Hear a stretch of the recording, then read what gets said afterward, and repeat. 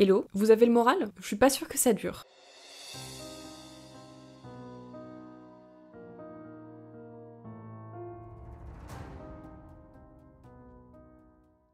Bienvenue dans cette nouvelle vidéo, cette fois-ci dédiée au Cantal. Et aujourd'hui, j'avais envie de vous parler d'une affaire un peu spéciale, celle d'un adolescent tueur. Il s'agit de l'affaire de Jean-Marie Bladier. Alors cette histoire, elle est originale, mais finalement pas en ce qui concerne le meurtre à proprement parler. Parce que globalement, et pour vous résumer, on a un adolescent de 17 ans qui tue un autre de 12-13 ans de façon violente. C'est pas beau, mais c'est pas complexe. Ce qui est intéressant par contre, c'est la suite de cette affaire, la suite de l'arrestation. Parce que pour une fois, eh bien, je vous propose de vous plonger dans la tête du meurtrier.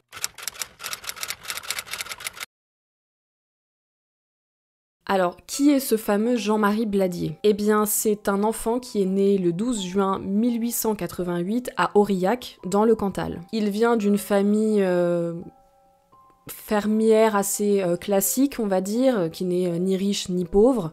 Il a 6 frères et sœurs et certains sont connus pour des violences sur d'autres enfants ou des animaux, d'autres sont dépressifs.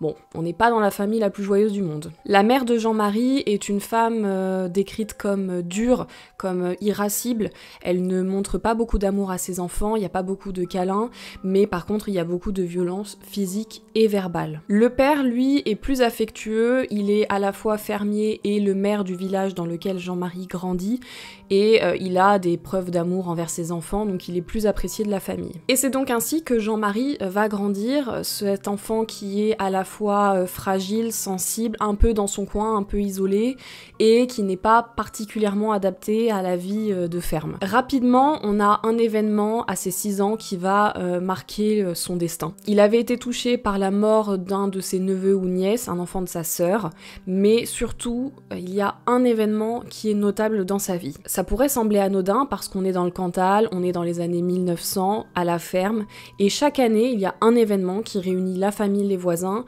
c'est le fait de tuer un cochon et de le découper, d'en faire de la viande et le partager avec tout le monde. Et si les adultes ne voient pas le mal dans cette pratique, eh bien, ils n'écartent pas les enfants, ils les laissent assister à tout.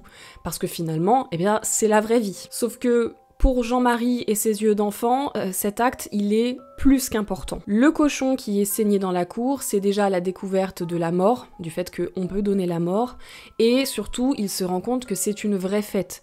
Tout le monde est joyeux, toute la famille est là, on est heureux de mettre à mort cet animal qu'on saigne. Et rapidement, il va aussi comprendre que des êtres humains peuvent mourir, puisqu'il entend ses parents expliquer que telle personne a été tuée.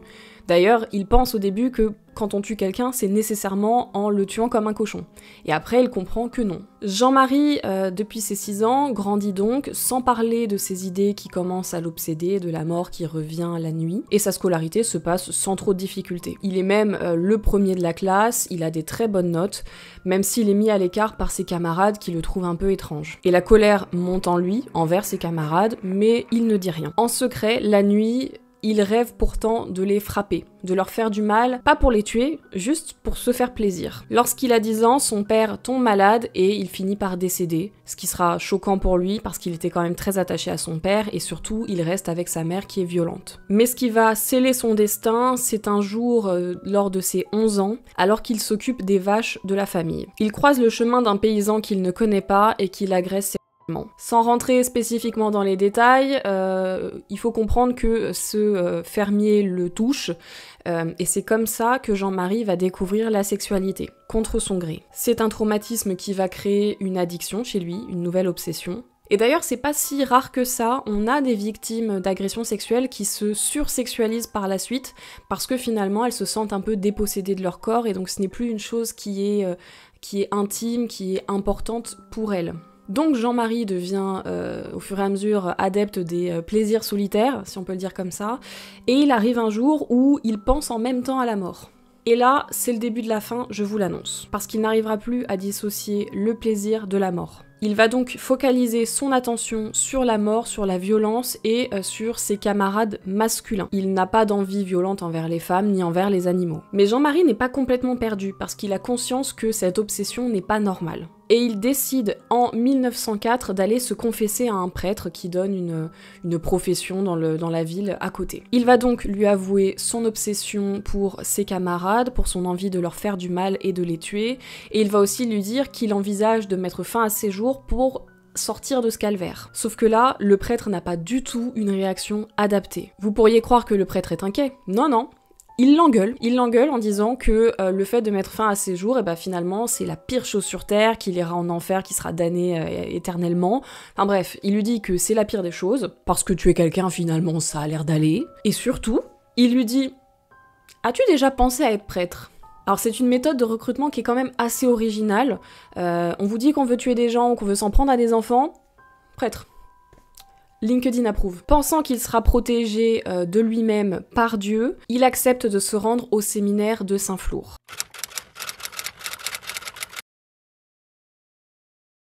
Jean-Marie arrive au séminaire et là, c'est le choc. Lui qui était premier de sa classe dans son village se rend compte que tous les autres enfants, tous les autres ados, parce qu'il est adolescent à ce moment-là, il a 16 ans, tous les autres ados sont aussi intelligents que lui, voire bien plus. Et donc il a quand même beaucoup de retard à rattraper parce qu'il a envie d'être dans les premiers et ça le tient occupé. Il est obligé de travailler très dur, ce qui éloigne ses pensées obsessionnelles pendant un temps. Malgré tout, la nuit, ses rêves de violence reviennent le hanter, notamment concernant un de ses camarades.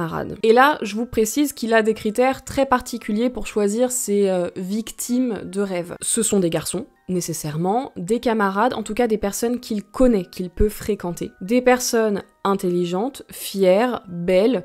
En gros, il doit admirer, voire aimer la personne pour avoir envie de la tuer. Sympa. L'année se passe sans incident et Jean-Marie a des très bons résultats, il obtient plusieurs prix. Sauf que se pose un problème de taille, les vacances. L'année au séminaire est finie et il va devoir retourner dans son petit village. Sauf que loin de ses occupations, il sait très bien que ses démons vont revenir le hanter directement. À la fin de l'été 1905, Jean-Marie est donc de retour à Aurillac. Sa mère est désormais malade et donc il doit s'occuper de la ferme, sauf qu'il n'est pas particulièrement doué pour ça.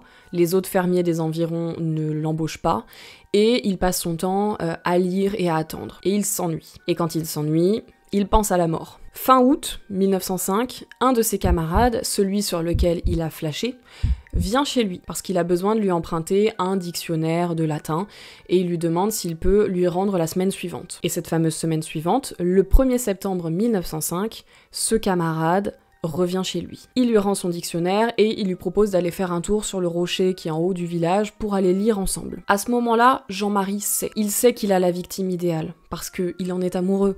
Ce garçon est si beau, si intelligent, si facile à tuer dans ces circonstances, il y prendra nécessairement du plaisir. Après des années à lutter contre ses démons, il décide finalement d'y céder. Parce que tuer, c'est mieux que de se tuer. Après tout, il pourra toujours se repentir, si on suit les règles de son église. Il part donc avec son camarade en forêt, armé d'un couteau. Et pendant qu'ils sont là-haut, sur le rocher, en train de lire, il ne pense qu'à le tuer. C'est son obsession, il cherche comment il va le faire, il y réfléchit, comment il va ensuite s'enfuir, quel plaisir il y prendra. Il arrive donc à le convaincre à redescendre en forêt dans un endroit isolé et pense qu'il va passer à l'acte à ce moment-là. Sauf qu'à ce moment-là, son plaisir est trop grand, il ne se contrôle plus et il décide d'aller derrière un arbre se soulager. Vous aurez compris ce qu'il va faire. Sauf que ce qu'il n'avait pas prévu, c'est que après avoir fait ça, le plaisir est descendu et il n'a plus envie de le tuer. Jean-Marie est dégoûté. Il est frustré au possible quand il rentre chez lui parce qu'il sait qu'il a perdu son occasion de passer à l'acte. Alors il refuse cette situation et il décide qu'il va ressortir et trouver une victime. N'importe laquelle. Ses critères, il les abandonne. Et c'est à ce moment-là qu'il tombe sur Jean Rouillac, qui a 12 ans. C'est un garçon du village qui est en train de couper du bois et qui va aller en forêt. Alors il lui propose de l'accompagner. Et, vous vous en doutez, il lui saute dessus. Il le tue violemment, à coups de couteau, mais il ne s'arrête pas là puisqu'il lui coupe la tête. Et en la soulevant, il se rend compte de son acte, alors il jette la tête, et il s'enfuit. Dans la forêt, paniqué, il décide de se rendre aux autorités. Alors que son plan initial, c'était de partir dans une colonie et refaire sa vie. Bon, il l'a pas respecté. Le lendemain des faits, Jean-Marie est emmené par les gendarmes sur place pour constater ce qu'il a fait. Mais ce que va retenir ce meurtrier, ce n'est pas ce qu'il a fait, c'est que il est déçu. Ouais, il est déçu parce que tout le monde a de la compassion pour sa victime et personne n'en a pour lui.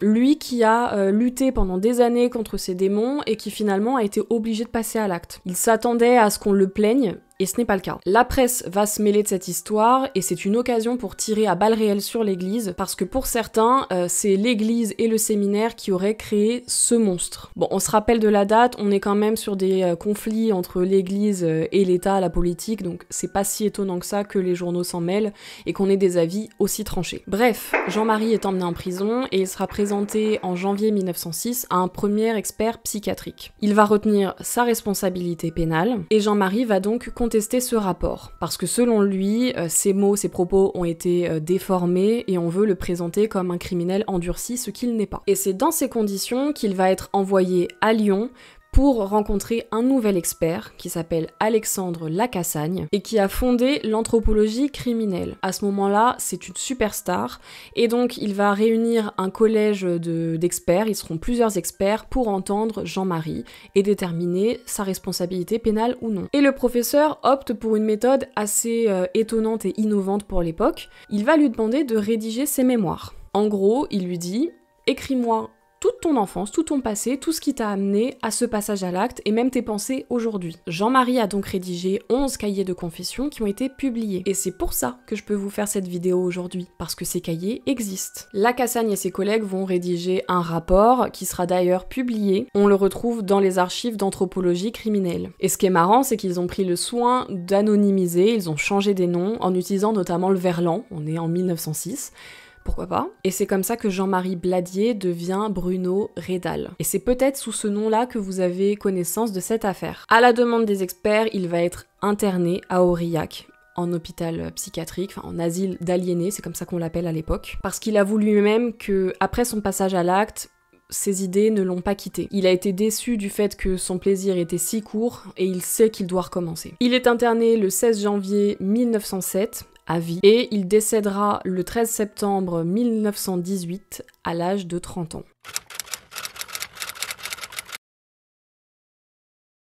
Cette histoire, je la trouvais intéressante parce que pour une fois, on a les idées, les pensées d'un tueur, de quelqu'un qui est passé à l'acte. D'habitude, les affaires que je vous raconte, c'est sur des bases de rapports ou d'articles de presse, mais qui reprennent les faits de façon très factuelle. Il n'y a pas de problème avec le fait que ça soit factuel, j'adore.